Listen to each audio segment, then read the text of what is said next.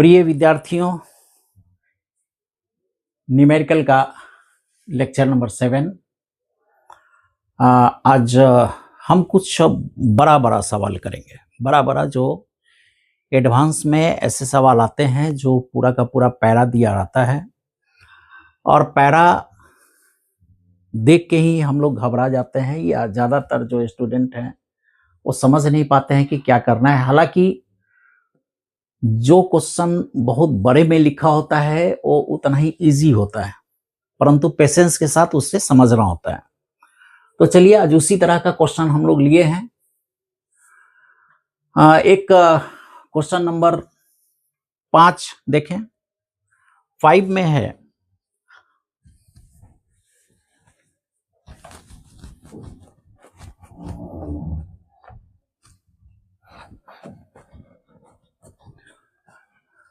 Question number 5 इस तरह का है कि एक ये पूरा का पूरा मैग्नेटिक फील्ड है और इसमें मैग्नेटिक फील्ड का डायरेक्शन प्लेन से बाहर की ओर आ रहा है और इसमें स्लिट लगा हुआ है। 2 स्लिट है, एक सोर्स एक डिटेक्टर, यानी पार्टिकल चार्ज पार्टिकल सोर्स से इंटर करता है इसमें और पूरा मैग्नेटिक फील्ड होते हुए डिटेक्टर से बाहर आता है।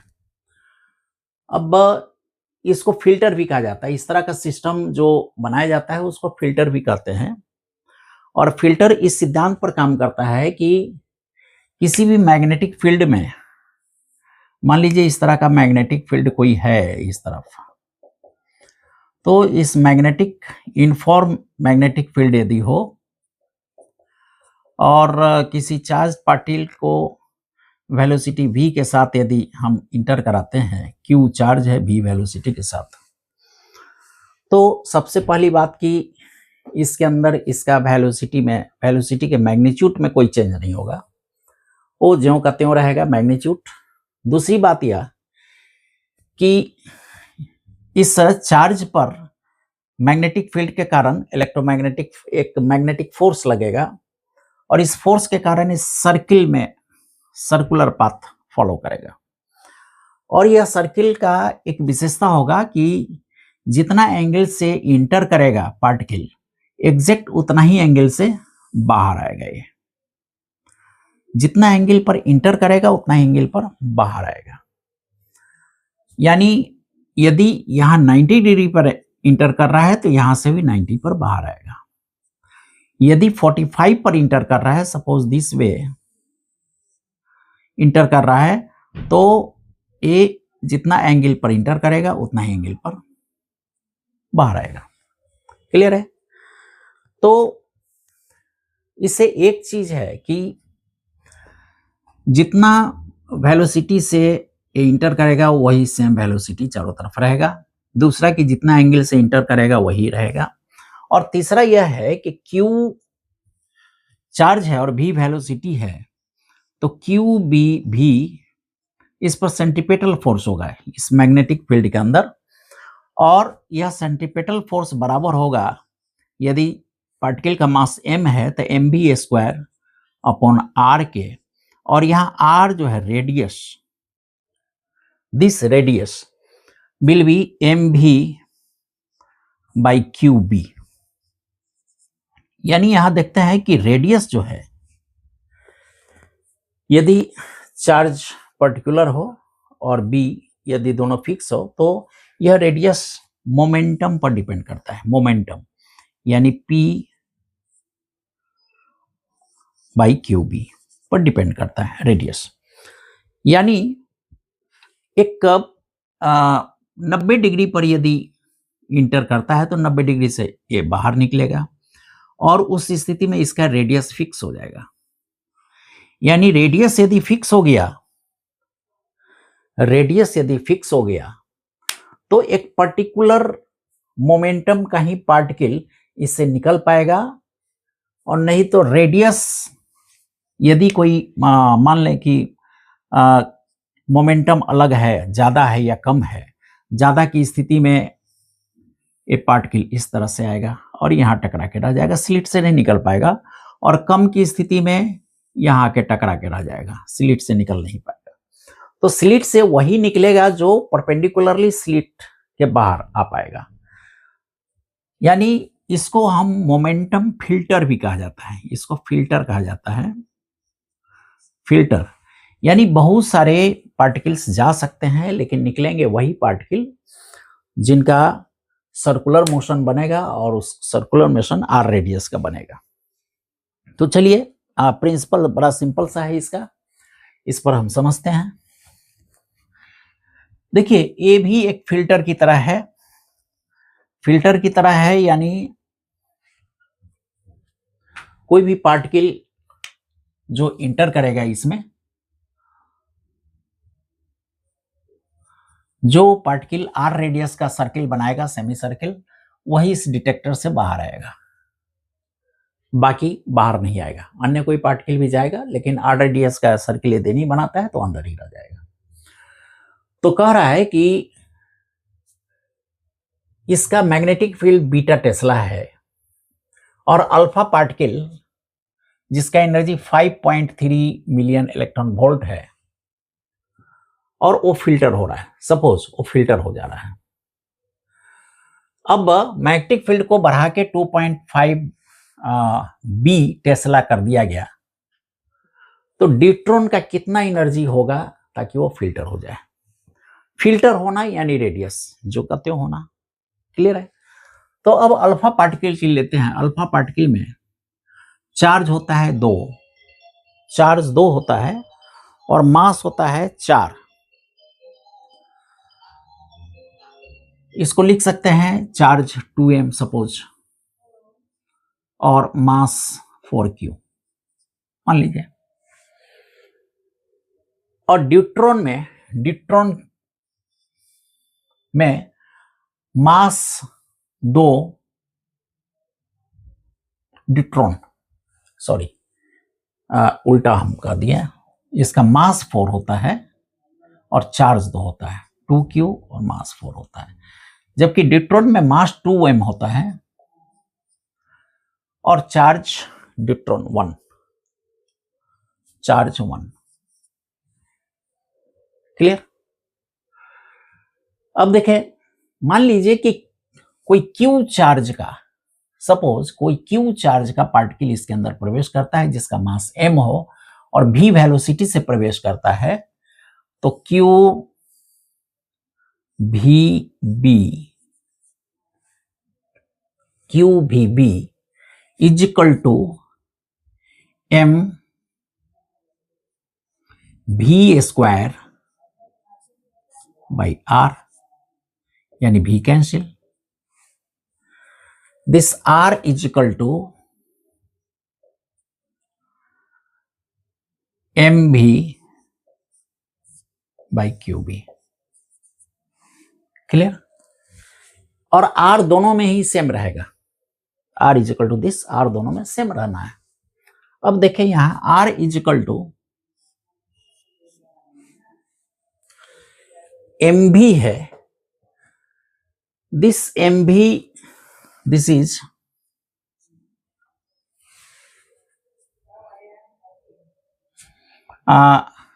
एक चीज और इसमें कर सकते हैं, एक चीज और, v वेलोसिटी है, इसका वेलोसिटी के बारे में कहीं चर्चा नहीं है, केवल एनर्जी के बारे में चर्चा है। तो हाफ mv स्क्वायर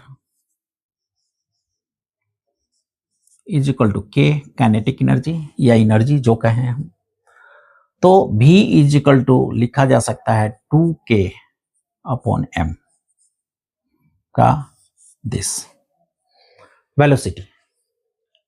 यानी v को यदि रिप्लेस कर दे 2k अपॉन m से, 2k upon m root 2k upon m, तो लिखा जा सकता है रूट 2k अपॉन m, यानी r is equal to m root 2k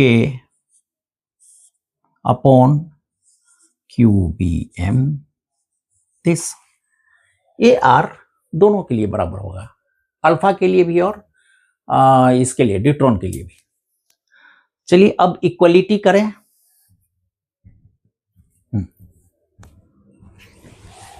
बताइए। हाँ?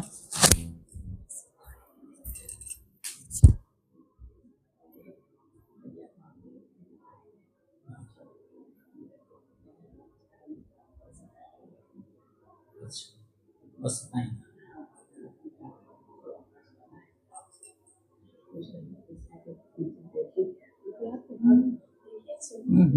चलिए।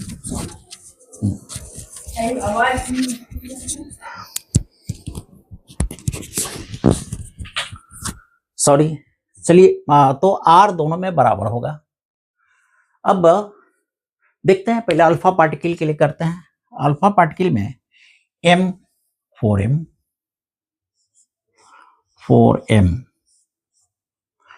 2k under root 2k potential energy 5.3 million electron volt 5.3 divided by Q charge में कोई परिवर्तन नहीं है, जो क्यू दोनों में सॉरी अल्फा में क्यू 2q, बी अल्फा जिस समय इस्तेमाल कर रहे थे इसका magnetic field B tesla, that is B, और एम कैंसिल कर दीजिए, 4m ये आ गया है। Okay okay okay, M cancel हो जाएगा, QBM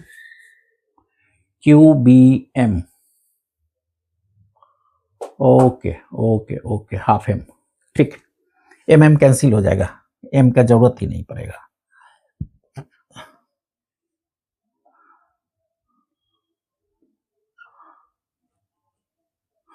this is equal to M alpha के लिए देखें, ड्यूट्रॉन के लिए m यानी 2m, sorry, energy E 2 into E, this 2 divided by deuteron के लिए Q और B यानी 2.3B,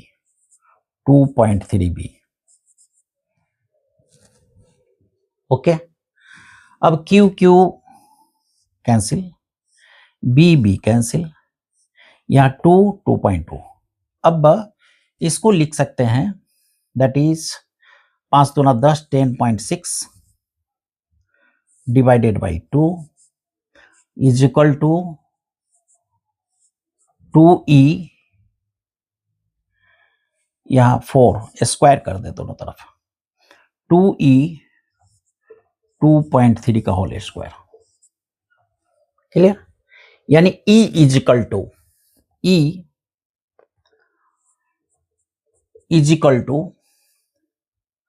10.6 इंटू 23 और 23, चलिए इसको कैलकुलेट कर लीजिए, 23 46, सॉरी 3 3 9 6 9 46 9 14 12 के 2 हासिल 1 5 529 यानी 5.29, तो दिस इज 5.29 डिवाइडेड बाई 4 दूना 8, ओके। यानी दिस इज इतना इलेक्ट्रॉन वोल्ट होगा। अब इसको कैलकुलेट कर सकते हैं, 10 दूना 50, 50 8 8 8 8 8 8 8 6 48 8 7 56 4,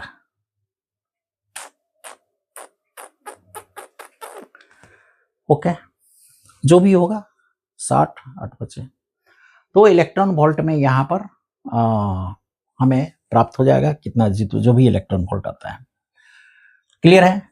तो इसमें हमने देखा 2 चीज सीखे, 3 चीज, कि यहाँ रेडियस बिल्कुल सेम होता है, जिस एंगल से प्रवेश करेगा उसी एंगल से निकलेगा। दूसरी बात, जब तक पार्टिकल में 2 पार्टिकल फिल्टर में रेडियस बिल्कुल सेम होता है, यानी वो रेडियस बनाएगा तभी इसे बाहर निकल पाएगा इस फिल्टर से। हमने किया था क्या, अल्फा और इसका ड्यूट्रॉन का पहले चार्ज और मास हमने लिया था। अब क्यू भी बी यानी जो फोर्स लगता है मैग्नेटिक फील्ड में वह बराबर mv² अपॉन r यानी r equal to mv by Q B. अब v को 2k kinetic energy 2k √2k by m, half mv² is equal to k यानी 2k बाई m v। ठीक, तो यहां पे एक गलती हुआ है, एक गलती यहां हुई है। और देखिए half mv² is equal to k यानी 2km का रूट होगा v। जब v यहां कैलकुलेट करते हैं, v यहां r is equal to mv by Q, m यहां अंडर रूट में आएगा। दिस मीन्स ये जब कटेगा तो अंडर रूट में यहां आएगा। क्लियर, यानी दोनों तरफ m का अंडर रूट तो होगा ही। m का अंडर रूट यानी यहां 4m था तो दिस 4, और यहां 2m था तो दिस 2, ये होगा। यानी जब स्क्वायर करेंगे यहां तो यहां पे आएगा 4, यहां आएगा 2। सॉरी। क्लियर, यानी जब E का वैल्यू हम निकालेंगे E is equal to this, तो ऊपर दिस इंटू 2, दिस इंटू 2, यानी लगभग यदि हम करें तो 10 छक्के 60 दूना 120 और बटे 8 यानी लगभग 14-15 14 या 15 के आसपास में इलेक्ट्रॉन वोल्ट होगा।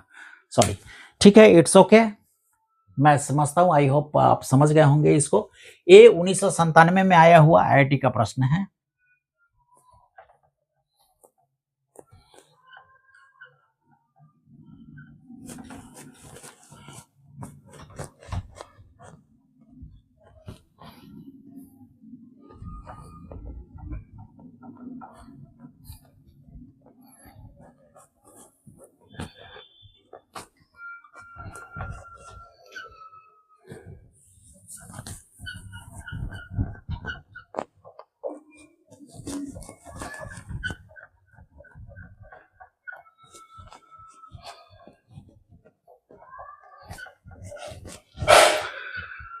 चलिए नेक्स्ट क्वेश्चन।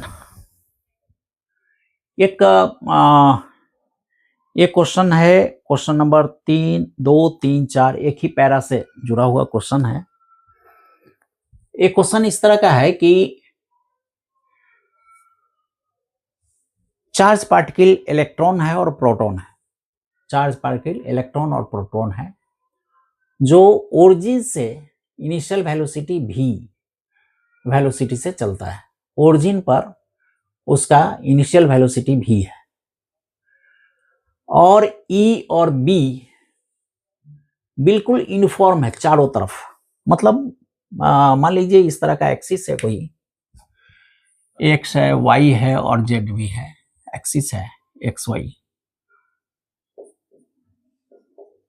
z, और इसके चारों ओर इसके ओरिजिन पर इलेक्ट्रॉन है, प्रोटॉन है, इनिशियल वेलोसिटी v है, और इसके चारों ओर constant E constant B, uniform E uniform B है। अब ये कॉलम दिया हुआ है, कॉलम 1 में ये जो इलेक्ट्रॉन और प्रोटॉन है उसका वेलोसिटी दिया हुआ है। कॉलम बी में इलेक्ट्रिक फील्ड जो लग रहा है इस पूरे स्पेस में, इलेक्ट्रिक फील्ड वो दिया हुआ है, और कॉलम 3 में मैग्नेटिक फील्ड दिया हुआ है जो स्पेस में लग रहा है। अब इस तीनों को मैच करके कॉलम ए, बी और सी मैच करते हुए इस 3 सवाल का जवाब देना है। मैं फिर से रिपीट करता हूं इसको।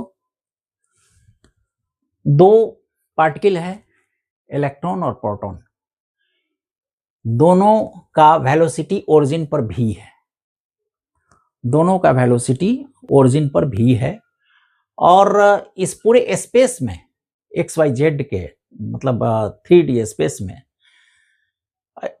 ई और बी इलेक्ट्रिक फील्ड और मैग्नेटिक फील्ड इनफॉर्मली डिस्ट्रीब्यूटेड है, इनफॉर्म बिल्कुल फील्ड है। एक कॉलम दिया हुआ है 1 2 3। कॉलम 1 में इलेक्ट्रॉन या प्रोटॉन जो भी चार्ज पार्टिकल है उसका वेलोसिटी दिया है और डायरेक्शन के साथ।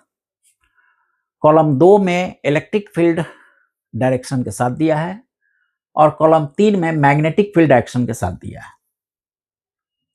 तो ये 3 सवाल दिए हुए हैं, इसको जो जिसका आंसर इस तीनों को मैच करने पर ही निकलेगा। 3 सवाल दिए हुए हैं इस दिन का।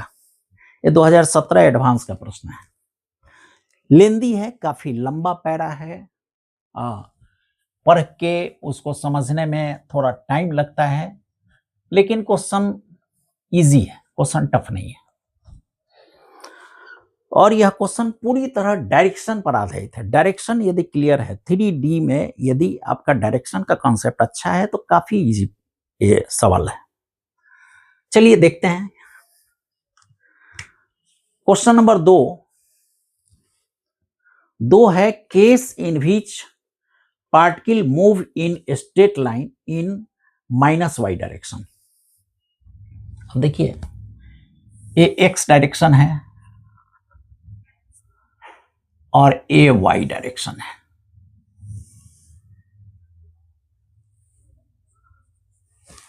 कह रहा है कि -y डायरेक्शन में और स्ट्रेट लाइन में पार्टिकल चल रहा है। Case in which particle move in straight line in y direction, इस तरफ स्ट्रेट लाइन में y डायरेक्शन में पार्टिकल चल रहा है, यानी दिस इज -j के डायरेक्शन में ये पार्टिकल चल रहा है। तो तीनों में से कौन सा मैच सही होगा? A, B, C, D, कौन सा सही होगा? अब देखिए ये पार्टिकल है, पार्टिकल सपोज P है और ये नेगेटिव डायरेक्शन में चल रहा है। तो इलेक्ट्रॉन भी हो सकता है, प्रोटॉन भी हो सकता है, कुछ भी हो सकता है। लेकिन इलेक्ट्रॉन प्रोटॉन कोई भी हो, यदि इसके परपेंडिकुलर मैग्नेटिक फील्ड लगा होता, यानी मैग्नेटिक फील्ड x डायरेक्शन में होगा, तो इस पर फोर्स लगेगा ही। Q V क्रॉस B के अनुसार इस पर फोर्स लगेगा ही पार्टिकल पर। यदि मैग्नेटिक फील्ड z डायरेक्शन में होगा तब भी फोर्स लगेगा, केवल तब फोर्स नहीं लगेगा जब B में हो।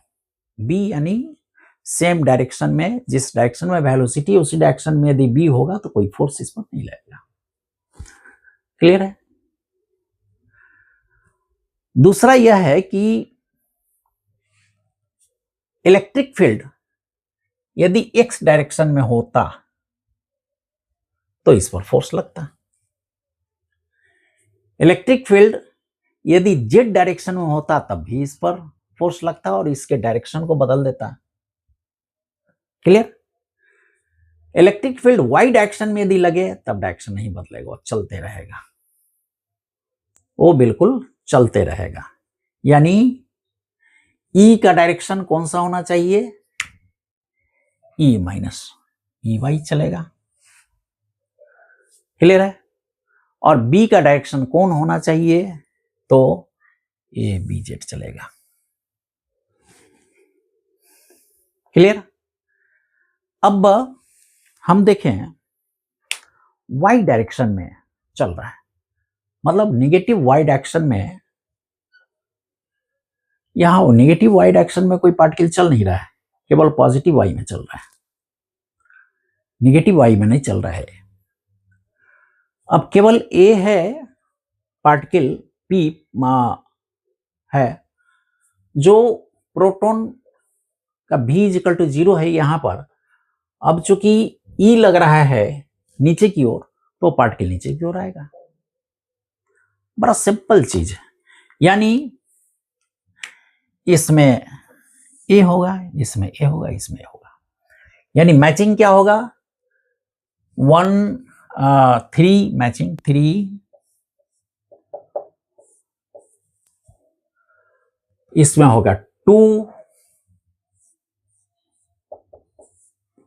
और इसमें होगा S। केवल तभी A particle, charge particle minus Y direction में चलेगा। क्लियर है? अब इसमें देखें 3 2 3 2 3 2, हाँ 3 2,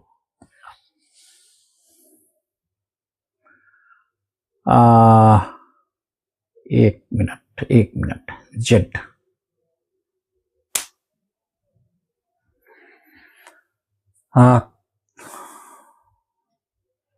सॉरी जेड नहीं, नॉट, गलती से लग गया इसमें।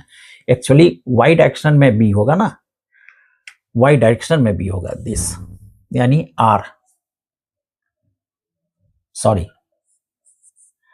क्योंकि जेड में रहेगा तब तो फोर्स लग जाएगा उस पर। तो this 3 2 R C correct answer. Clear है? अब तीसरा क्वेश्चन देखें। तीसरा है case particle moves in straight line with constant v। Constant v के साथ स्ट्रेट लाइन में चल रहा है।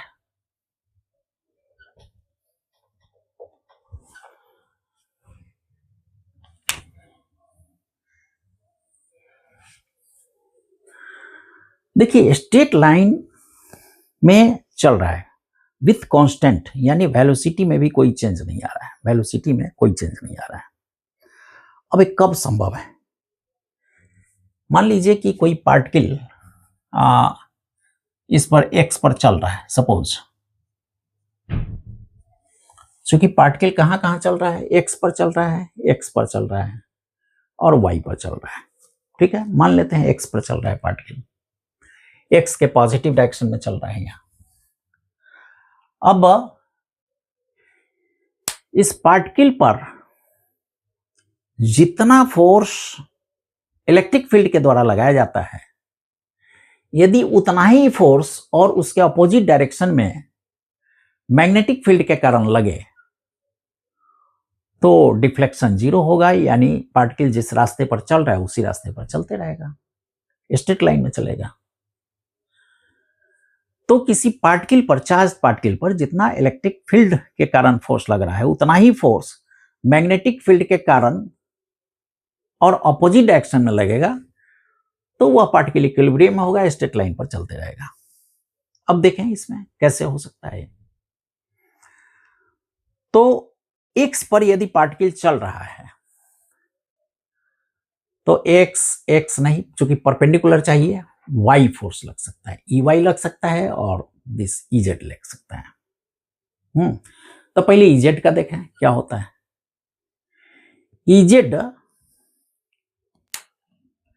Ez यानी ऊपर के डायरेक्शन में, ऊपर के डायरेक्शन में फोर्स यदि लगता है, यानी इस पार्टिकल को इस तरफ इलेक्ट्रिक फील्ड डिफ्लेक्ट करता है, तो पार्टिकल को उस तरफ फोर्स लगाने के लिए, अंदर की ओर फोर्स लगाने के लिए, अंदर की ओर फोर्स लगाने के लिए मैग्नेटिक फील्ड इधर चाहिए, मैग्नेटिक फील्ड इधर चाहिए यदि पॉजिटिव चार्ज हो तो, और नेगेटिव चार्ज हो तो मैग्नेटिक फील्ड इधर चाहिए। देखिए इसमें x का वैल्यू इलेक्ट्रॉन के लिए भी है और प्रोटॉन के लिए भी है। तो मान लीजिए पहले प्रोटॉन मान लेते हैं, सपोज दिस इज प्रोटॉन, यानी 4 के लिए मान लेते हैं। तो प्रोटॉन के लिए यदि इलेक्ट्रिक फील्ड इस तरफ in the negative direction sorry, पहला तो Ez चेक कर रहे थे ना, Ez है यानी z डायरेक्शन में इलेक्ट्रिक फील्ड है, तो मैग्नेटिक फील्ड अंदर करने के लिए इस तरफ मुझे हाँ भी आई, इस तरफ मुझे बी लगाना पड़ेगा, बी, ताकि वेलोसिटी इनटू दिस इस तरफ भी लगेगा, सॉरी, ताकि v क्रॉस b यानी अंदर की ओर मैग्नेटिक फील्ड के कारण फोर्स लगे। तो इजेड यदि होगा तो अंदर की ओर यानी माइनस के डायरेक्शन में मैग्नेटिक फील्ड, तो माइनस के डायरेक्शन में देखें है ही नहीं, जेड डायरेक्शन में कोई मैग्नेटिक फील्ड नहीं है, नो, जेड डायरेक्शन में कोई मैग्नेटिक फील्ड नहीं है। चलिए नेक्स्ट ऑप्शन देखते हैं। नेक्स्ट ऑप्शन हो सकता है कि EY डायरेक्शन में अपोजिट, मतलब AP चल रहा है और इस तरफ E लग गया, इस तरफ E, नेगेटिव डायरेक्शन में E लग गया। अब यानी इस तरफ फोर्स लगेगा इस पॉजिटिव चार्ज पर, तो ऊपर की ओर फोर्स लगाने के लिए मैग्नेटिक फील्ड अंदर की ओर लगेगा, तभी हो सकता है। मतलब मैग्नेटिक फील्ड यदि अंदर रहेगा तभी ऊपर की ओर फोर्स लगेगा। अब मैग्नेटिक फील्ड अंदर यानी माइनस के डायरेक्शन, देख माइनस के डायरेक्शन में भी कोई मैग्नेटिक फील्ड नहीं है, नो, ये भी नहीं होगा। इसके लिए देखें माइनस EX, तब कांस्टेंट वेलोसिटी रहेगा ही नहीं, इसके लिए भी कांस्टेंट वेलोसिटी नहीं रहेगा, यानी इसमें पॉसिबल नहीं है, दिस नॉट पॉसिबल। 4 के कारण चाहे कोई भी इलेक्ट्रिक फील्ड लगा लें, कांस्टेंट वेलोसिटी संभव नहीं है, 4 के कारण संभव नहीं है, यानी 4 से जो स्टार्ट होने वाला C है, 4 से स्टार्ट होने वाला A जो है, ये संभव नहीं है। चलिए अब 3 से स्टार्ट करते हैं, 3 से 2 है, 3 यानी 3 भी नहीं होगा, क्योंकि 3 तो ऑलरेडी 0 से है, जब 0 रहेगा तो कांस्टेंट वेलोसिटी होगा ही नहीं, 0 रहेगा तो कांस्टेंट वेलोसिटी होगा ही नहीं। अब मात्र 1 बच गया, तो चलिए इसको चेक ही कर लेते हैं क्या है, A = 3, तो 3 2, पहले 2 यानी दिस 2 पर चलते हैं, यानी Y डायरेक्शन में हम E को ले लेते हैं। चलिए इसको मिटा दिए, इसको मिटा दिए और Y डायरेक्शन में E को ले लिए, वेलोसिटी Y डायरेक्शन में V को ले लिए। अब देखिए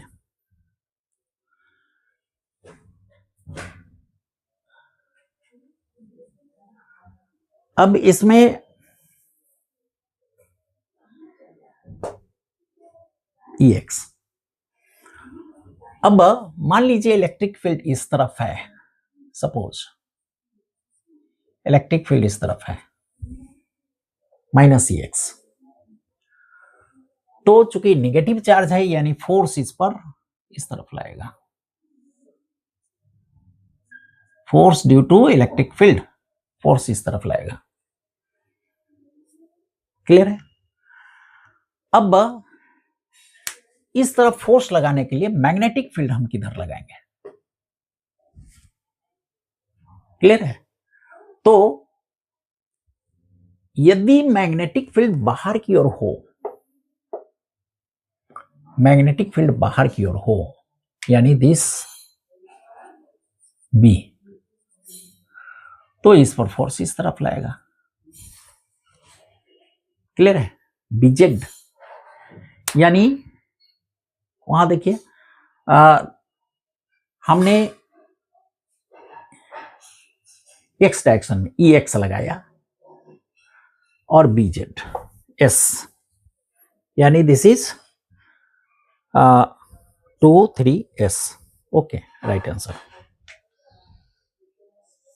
देखिए ऑप्शन ही ये दिया है, नहीं तो चेक करने में थोड़ा समय लगता, परंतु ये 3 3 3 0 है, कभी कांस्टेंट वेलोसिटी हो नहीं सकता है, क्योंकि जब भी जीरो हो तो उस पर वेलोसिटी लाने के लिए हमको इलेक्ट्रिक फील्ड लगाना पड़ेगा, एक्सेलरेटेड वेलोसिटी होगा, कांस्टेंट नहीं होगा।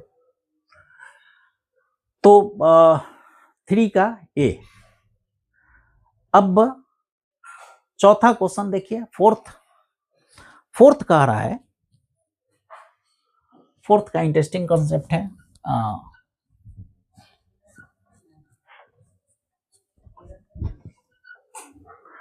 फोर्थ क्वेश्चन है, particle describes a helical path in Z direction. Helical path in Z direction, जरा देखिए, मान लीजिए कि जेड डायरेक्शन इस तरफ है, इस तरफ जेड डायरेक्शन है, दिस जेड। अब मान लीजिए ए वाई है, एक्स वाई, तो जेड एक्स इस तरफ होगा। तो जेड डायरेक्शन में पार्टिकल डिस्क्राइब्स हेलिकल पाथ इन जेड डायरेक्शन, यानी जेड डायरेक्शन में चल रहा है हेलिकल पाथ में, दिस वे। अब पार्टिकल हेलिकल कब होता है, हेलिकल मोशन कब होता है? देखिए, हेलिकल मोशन होने के लिए जब कोई मैग्नेटिक फील्ड हम लगाते हैं, कोई मैग्नेटिक फील्ड बी इस तरफ, मैग्नेटिक फील्ड बी लगाते हैं और सपोज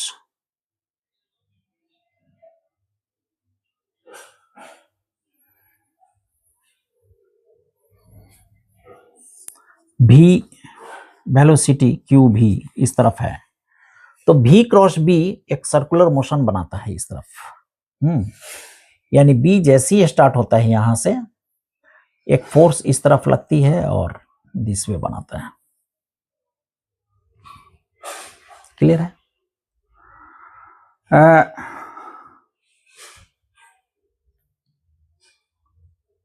ओके।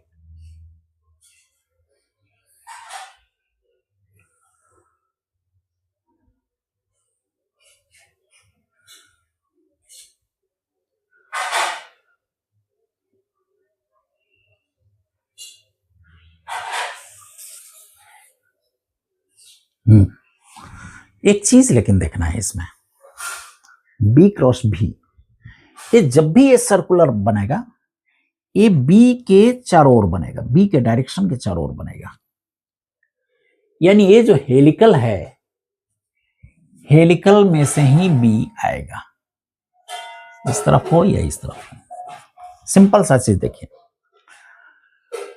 ये जो सर्कुलर पाथ बनेगा, चूंकि इसके परपेंडिकुलर डायरेक्शन अंदर की ओर फोर्स लगेगा, अंदर की ओर, और वो बी के चारों ओर चक्कर लगाएगा।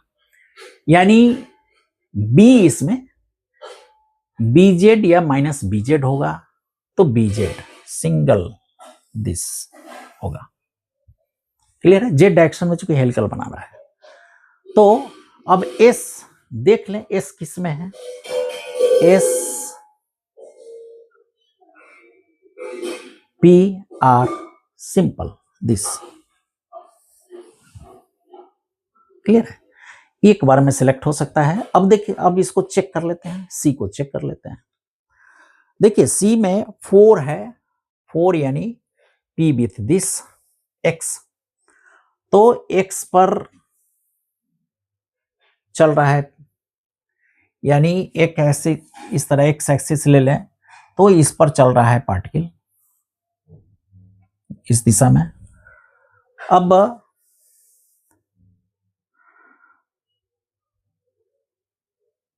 वन इजेड,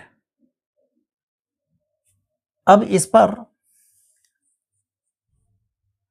जेड डायरेक्शन में इस पर फोर्स लग रहा है, इस पर जेड डायरेक्शन में।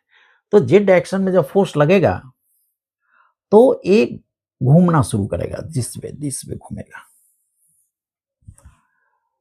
जेड डायरेक्शन में फोर्स लग रहा है तो दिस वे घूमेगा। और एस जेड डायरेक्शन में आएगा। ओके। और बी के कारण बी के चारों तरफ घूमेगा, यानी जेड डायरेक्शन में ही जेड भी, ई भी है और बी भी है। ई और बी दोनों जेड डायरेक्शन में है। देखिए 3 डायमेंशन का खेल है, इसको थोड़ा समझना पड़ेगा कि जिस डायरेक्शन में हेलिकल पाथ बनता है, जिस डायरेक्शन में हेलिकल पाथ बनता है हमेशा मैग्नेटिक फील्ड उसी डायरेक्शन में होता है। यानी मैग्नेटिक फील्ड यदि इस तरफ का हो तो हेलिकल ऐसे बनेगा, दिस वे, क्योंकि मैग्नेटिक फील्ड हेलिकल के बीच से होकर गुजरता है मैग्नेटिक फील्ड। तो मैग्नेटिक फील्ड का डायरेक्शन हेलिकल का डायरेक्शन। दूसरी चीज यह है कि हेलिकल बढ़ना यानी इलेक्ट्रिक फील्ड इसको ले जा रहा है आगे की ओर, चार्ज पार्टिकल को, यानी मैग्नेटिक फील्ड और इलेक्ट्रिक फील्ड दोनों एक साथ होगा, एक ही डायरेक्शन में होगा, EZ BZ एक डायरेक्शन में होगा। क्लियर है? तो दिस EX इक्वल टू, तो ये था, बड़ा सिंपल था लेकिन काफी पैरा लंबा था, समझने में थोड़ी कठिनाई थी बस। चलिए इसको मिटा दो।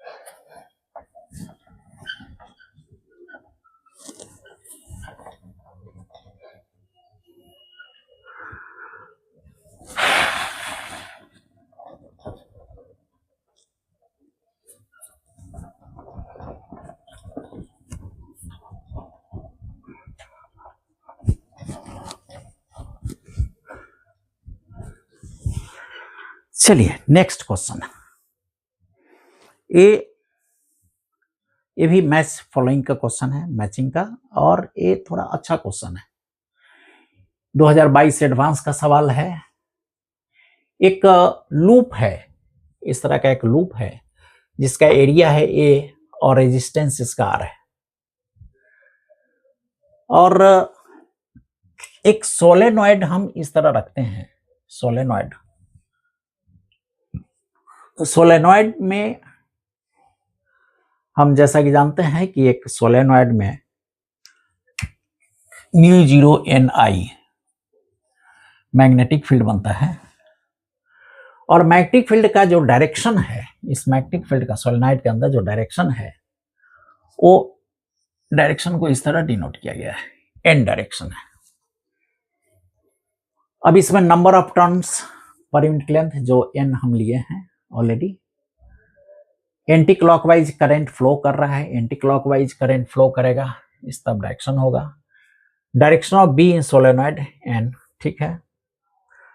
Column 1 time dependence of n in terms of, देखिए n जो है, n का कॉलम 1 में दिया गया है वैल्यू, n जो है डिपेंड करता है टाइम पर, जो इस तरह डिपेंड करता है, और कॉलम 2 में हमको मैच करना है, कॉलम 1 से कॉलम 2 में मैच करना है।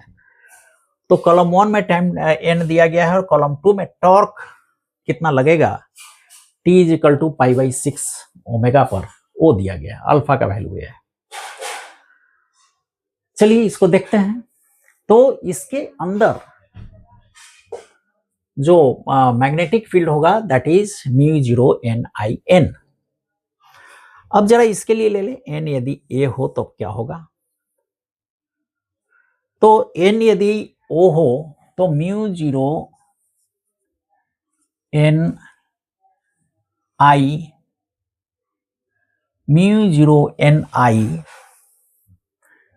डिवाइडेड बाय √2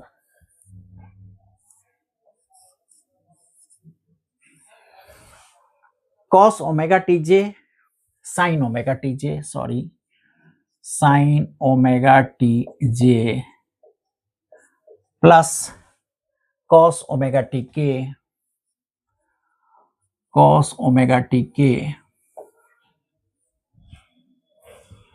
ये पूरा का पूरा इस सोलेनॉइड के अंदर जो मैग्नेटिक फील्ड है डेवलप कर रहा है, वो मैग्नेटिक फील्ड को दिखाता है वेक्टर फॉर्म में। क्लियर है?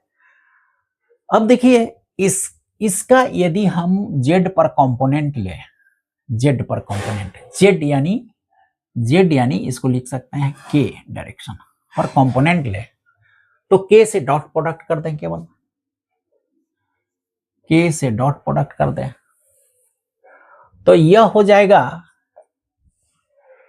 इस सर्किल के परपेंडिकुलर जो कंपोनेंट है बी, दैट इज सर्किल के परपेंडिकुलर कंपोनेंट होगा। तो this is mu 0 N I divided by √2। अब जे डॉट के 0, के डॉट के यानी cos omega T,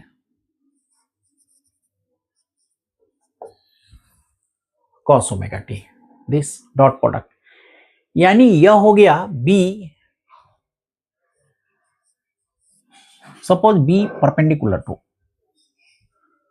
to the this.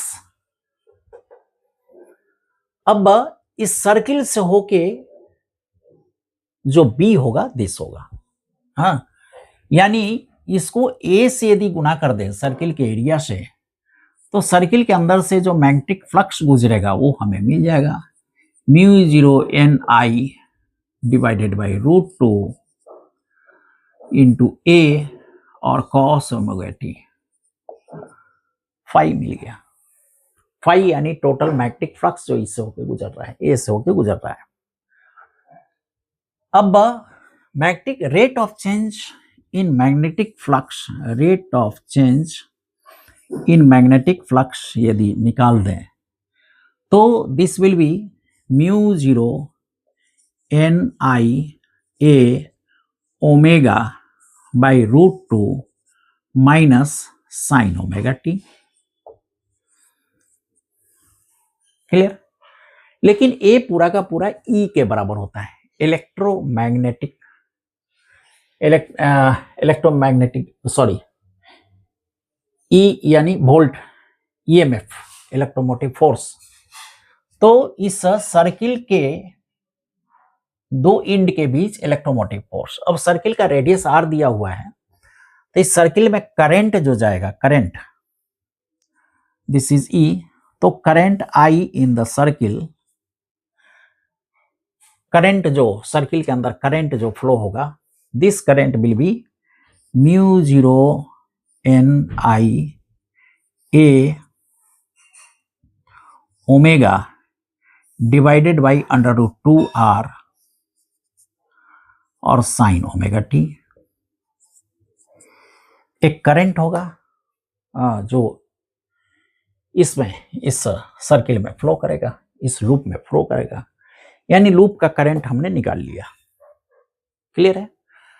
अब लूप का करंट यदि निकाल लिया, तो लूप के एरिया से यदि इसको मल्टीप्लाई कर दें, तो मैग्नेटिक मोमेंट मिल जाएगा। Magnetic moment is equal to mu 0 N I A square omega sine omega T divided by √2 R. Clear है? एम मिल जाएगा, और एम का डायरेक्शन यहां पर देखिए, phi is equal to E, M का डायरेक्शन ऊपर के की ओर होगा, that is this is in K direction. Clear है? के डायरेक्शन में एम होगा। अब बी के, चूंकि एम का डायरेक्शन हमें मिल गया एम, अब हमें टॉर्क निकालना है, टॉर्क, तो tau is equal to M cross B, B that is इसके कारण जो मैग्नेटिक फील्ड बन रहा है बी, तो इसके कारण जो मैग्नेटिक फील्ड बनेगा, दिस विल बी एम यानी dot K across J, cross J. तो अब थोड़ा शॉर्ट कर लें इसको। क्लियर है? M is equal to this, चलिए बी इज इक्वल टू तो this is mu zero N I A square omega divided by √2r sine omega T. अभी इसको पॉज पर रखिए, sine omega T this into, अब इसका यदि करते हैं mu zero N I divided by √2,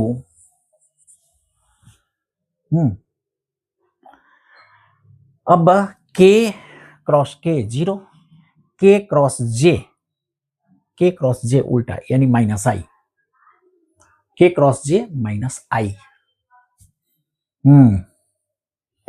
k cross j minus आई यानी साइन ओमेगा टी और साइन ओमेगा टी यानी sign square omega T I.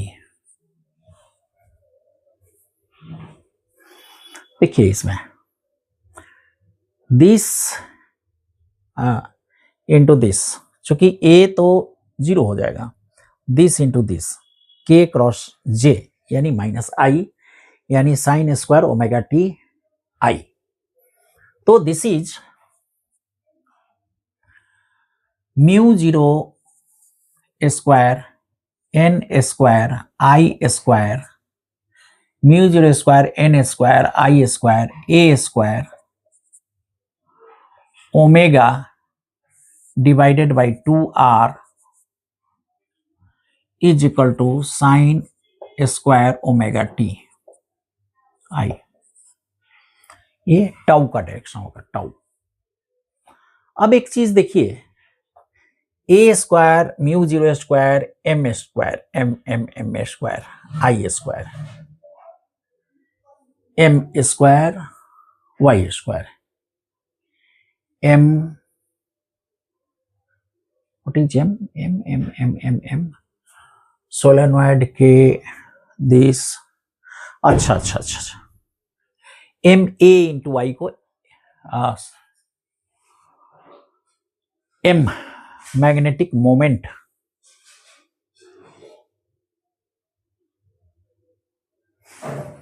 Mu zero A square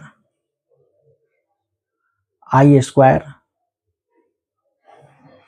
sorry this not this N, N होना चाहिए, N गलती लिखा गया है, M कोई टर्म नहीं है, एन स्क्वायर, ठीक है। तो ओमेगा अपॉन 2r, ये अल्फा है तो दिस इज अल्फा और into sine square omega T, तो साइन स्क्वायर ओमेगा और टी कहां पर है, T is equal to pi by 6 यानी T is pi by 6 omega यानी पाई बाई 6 यानी हाफ, हाफ यानी this is alpha by 4, alpha by 4 I, alpha by 4 I, alpha by 4 I negative direction में this to negative. अब देखिए यानी this will match to this यानी A Q होगा, this Q,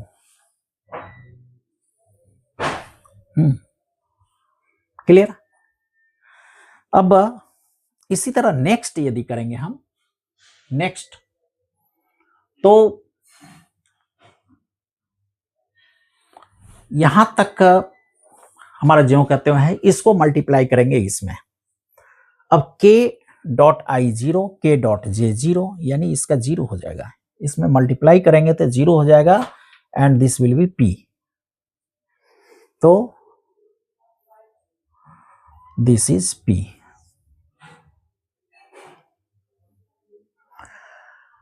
अब इसके साथ करें i डॉट के, i डॉट के, k डॉट के, i डॉट के, ओके। अब चूंकि सेम है, ये बिल्कुल सेम है यानी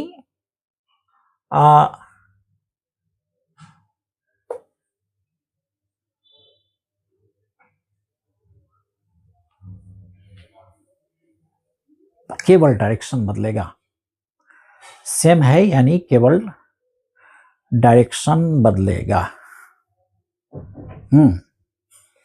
के दिस यानी के यहां पर आएगा,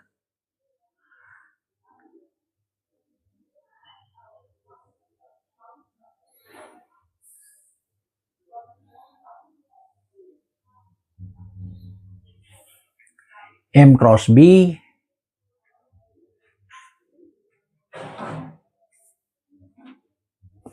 दिस S, और इसका देखें J के यानी साइन ओमेगा टी। ओ हो यहाँ कॉस ओमेगा टी, सॉरी यहाँ कॉस ओमेगा टी और cos omega T sine omega T. तो sine omega T into cos omega T, यानी this is sine omega T और कॉस ओमेगा टी। यदि इससे मल्टीप्लाई होगा तो उस स्थिति में आ जाएगा π/6 यानी हाफ, और A30 हो जाएगा यानी √3/2 यानी √3/4। तो √3/4 ये होगा, यानी अल्फा इज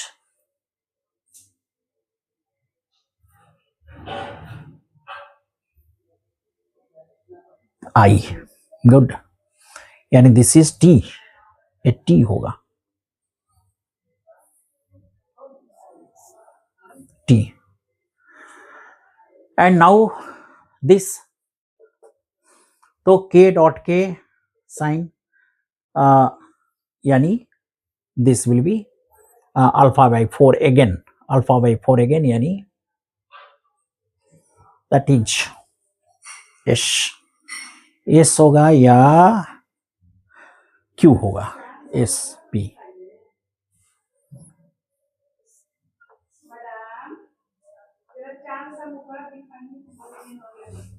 ओके,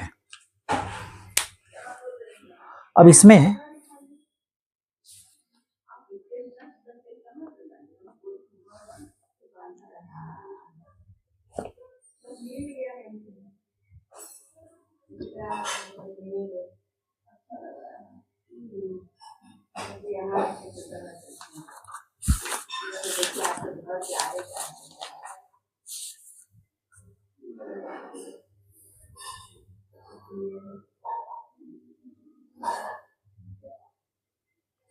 अब देखिए मल्टीपल चॉइस इसमें दिया हुआ है, क्वेश्चन एक ही है, QSTP Q, ओके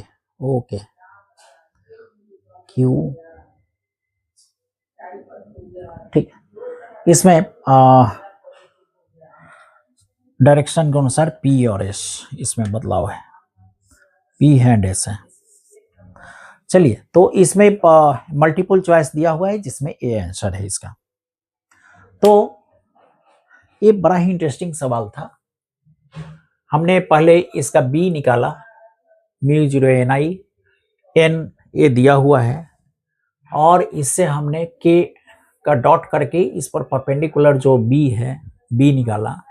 अब B को जब मैग्नेटिक फील्ड B हमें मिला तो A से गुना करके हमने इसका फाई निकाला, टोटल फ्लक्स कितना है, और फ्लक्स का चेंज जो है वो इलेक्ट्रोमोटिव फोर्स E हमने निकाला, और चूंकि रेजिस्टेंस R है इसलिए इससे करंट हमने निकाल दिया उस लूप में, और करंट के बाद हमने मैग्नेटिक मोमेंट निकाला लूप में। अब मैग्नेटिक मोमेंट को हमने B से क्रॉस करके देखा, जो B से क्रॉस करने के बाद रिजल्ट आया, ये रिजल्ट है जिसको मैच हमने करा दिया। ठीक है, बहुत ही बेहतर इंटरेस्टिंग सवाल था। चलिए आज के लिए इतना ही। Okay, thank you.